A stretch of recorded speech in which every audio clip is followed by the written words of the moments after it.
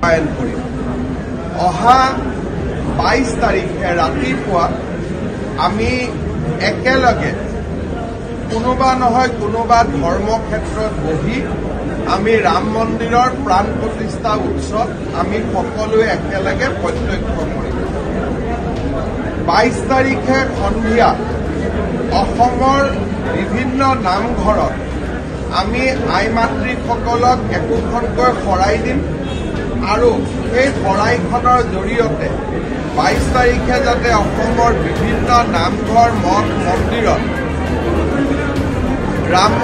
ভগৱান শ্ৰীৰামৰ প্ৰাণ প্ৰতিষ্ঠা মহোৎসৱ এফাকি নামেৰে যাতে পালন কৰে সন্ধিয়া, তাৰ বাবে আমি সকলো আয়তী মাতৃসকলক আহ্বান জনাম আৰু আমাৰ সকলোৱে আমাৰ বিজেপি কাৰ্যকৰ্তাসকলে একোখন শৰাইৰে আমি নামঘৰসমূহত আমি মান ধৰিম।